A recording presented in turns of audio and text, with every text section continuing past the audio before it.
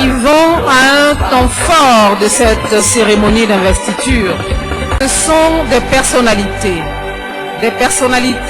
de référence, des observateurs de la vie politique de notre pays qui ont choisi.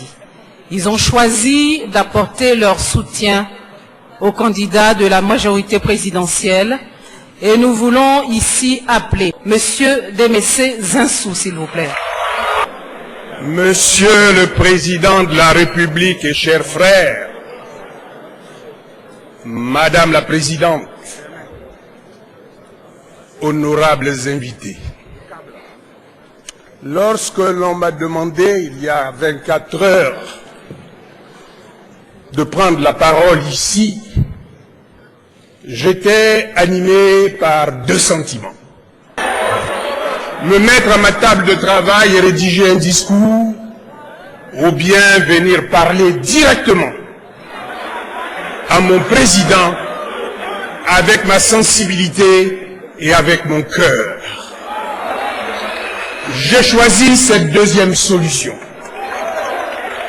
Monsieur le Président, ma présence ici peut surprendre, mais elle ne doit pas surprendre. Nous avons, vous et moi, une relation vieille de plus de 30 ans. Pendant mes responsabilités à la tête de l'Africa Sport, vous étiez, Monsieur le Président, l'une des personnes qui me menait la vie très dure. Parce que vous êtes un gagneur et vous ne supportiez pas les défaites de l'Africa et vous les imputez chaque fois au pauvre président que j'étais. Donc, Monsieur le Président, je suis très à l'aise ce matin. Pour moi, il ne s'agit pas de faire un effort intellectuel compliqué pour vous parler avec mon cœur. Vous êtes là ce matin parce que vous avez rendez-vous avec l'histoire. Et vous savez, et je ne l'apprends pas à l'historien que vous êtes, qu'une élection présidentielle, c'est un rendez-vous entre un homme et son peuple. Ce rendez-vous, vous l'avez pris, et nous sommes avec vous pour vous accompagner. Monsieur le Président, je vais, si vous me donnez l'occasion un peu, je vais trahir aujourd'hui quelques secrets et présenter une facette de votre personnage qu'on ne connaît pas assez. Monsieur le Président, vous êtes un homme de combat. Je revois toujours cette scène où, depuis Rome, on vous proposait de venir à Paris, vous reposer en attendant que la situation se décante ici, et après vous seriez venu à Abidjan. Vous avez eu la réaction d'un homme, d'un combattant. Vous avez refusé. Vous avez pris tous les risques pour rentrer à Abidjan alors que tout était, comme on dit, mélangé. Vous êtes venu et vous êtes monté au créneau alors qu'il y avait une solution aussi qui était très agréable. Vous auriez pu reprendre l'avion pour aller atterrir à Roissy. Mais je crois, Monsieur le Président, que si vous aviez fait ce voyage, vous y serez encore. Vous serez en train de contempler les monuments de Paris et beaucoup de choses se seront passées ici sans vous. Vous êtes venu, Monsieur le Président, et vous avez redonné confiance à ce peuple meurtri, à ce peuple ensanglanté, à cette Côte d'Ivoire en perdition, à cette Côte d'Ivoire où des aventuriers avaient commencé à recouvrir une partie de notre manteau, où certains aventuriers avaient commencé à recouvrir une partie de notre manteau, de notre pays, des manteaux de sang. Vous avez arrêté cela.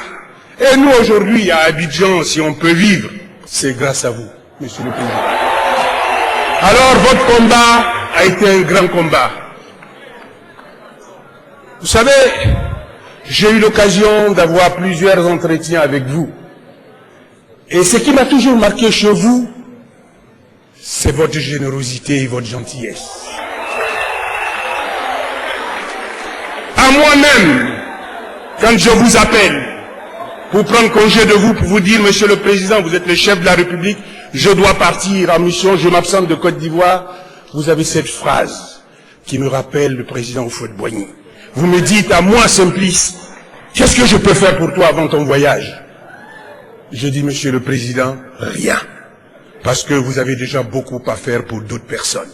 Cela, c'est le signe distinctif d'un homme de caractère, d'un homme de cœur comme vous. Monsieur le Président, nous vivons des expériences extraordinaires dans la vie. Vous êtes un homme bon.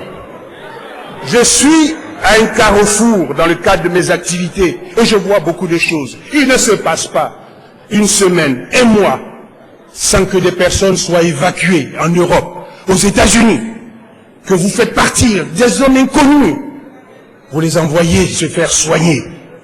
Tout récemment, une dame inconnue qui vient, je crois, de l'Ouest, avait un seul enfant. Vous vous êtes démené pour lui trouver une hospitalisation en France et cette maman partait donner son rein à son seul fils. Vous avez organisé tout cela, mais il y avait un dernier problème. Le docteur Billy, qui est là, avait tout organisé, mais il lui manquait le visa. Il m'a appelé en 14 heures, je crois qu'il a confondu l'aéroport et le consulat. Mais nous avons tout de suite réagi, et le consulat de France, avec beaucoup de gentillesse dans la même journée, a donné tous les papiers pour que cet enfant et sa famille partent en France, parce qu'il y avait un délai pour réaliser cette opération, et cet enfant est aujourd'hui sauvé.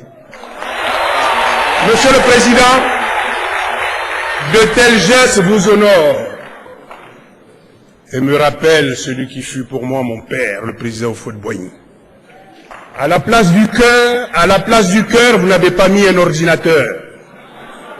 Vous avez un cœur qui parle. Vous êtes un homme bon. Et toutes les bontés que vous recevez, toutes les bontés que vous donnez, vous les cachez sous vos pieds. Et toutes les bontés que vous recevez des autres, vous les mettez dans votre cœur. C'est ça qui fait que vous êtes un grand homme.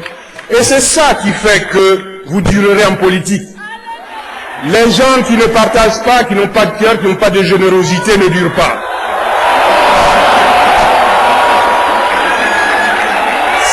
C'est ce qui explique la longévité exceptionnelle d'un homme d'exception comme Félix Houphouët-Boigny. Monsieur le Président, lors de nos différents entretiens, vous m'avez marqué une fois. Vous m'avez dit, mais Simplice, je ne comprends pas. Tous ces hommes qui étaient là au début des indépendances, qui ont travaillé avec le président Houphouët-Boigny, je suis obligé aujourd'hui de les aider. Je suis obligé de les envoyer se faire soigner. Je suis obligé de faire ça, mais en retour, dans leur camp, on me paye en monnaie de singe.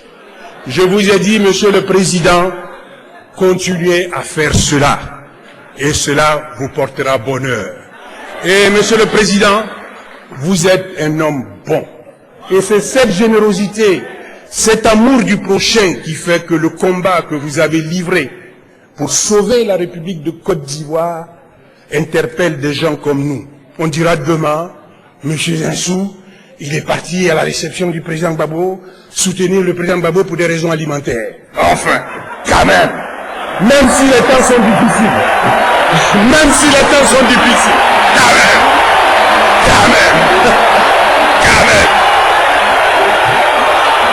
même.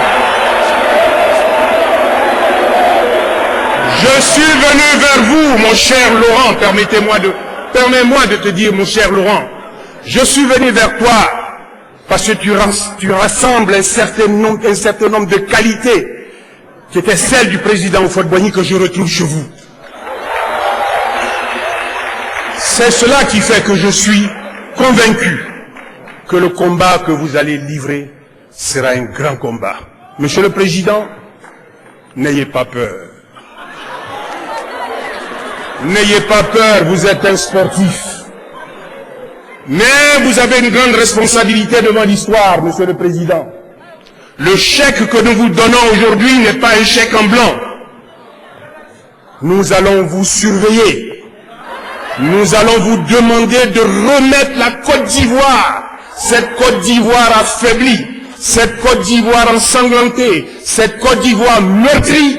Nous allons vous demander de la remettre à la place où le président Houphouët-Boigny nous l'a laissée.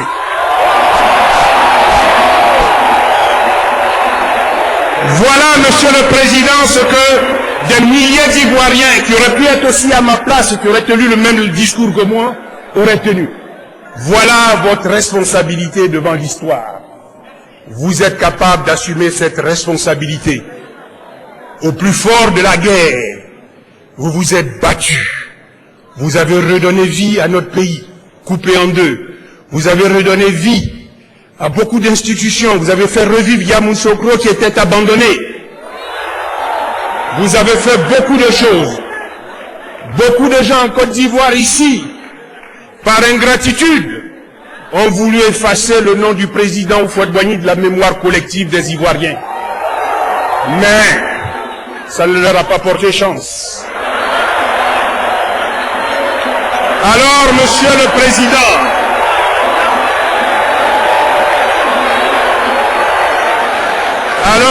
Monsieur le Président et chers frères, allez vers votre destin. Allez vers ce combat qui est un combat d'hommes. Nous avons souffert avec vous.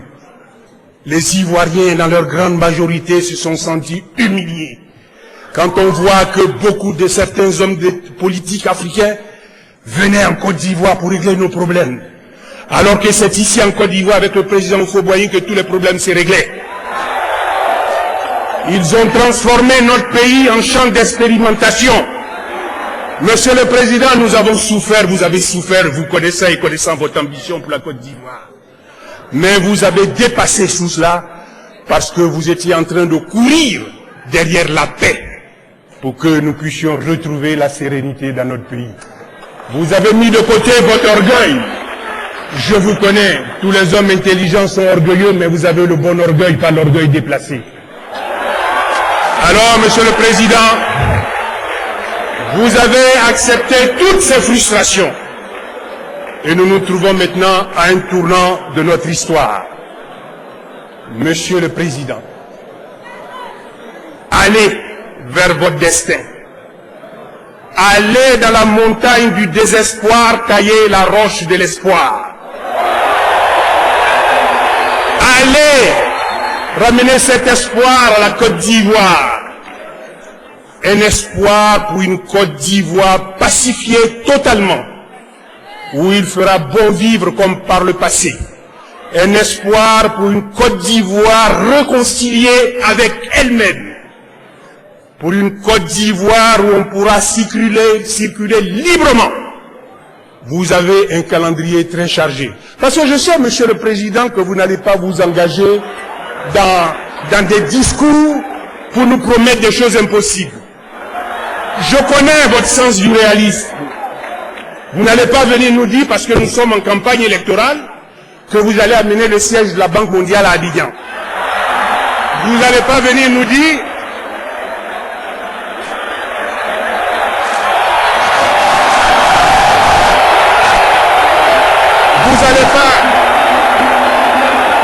vous n'allez pas venir nous dire que vous allez ramener le siège du FMI à Abidjan. Vous n'allez pas venir nous dire que vous allez ramener les Nations Unies à Abidjan.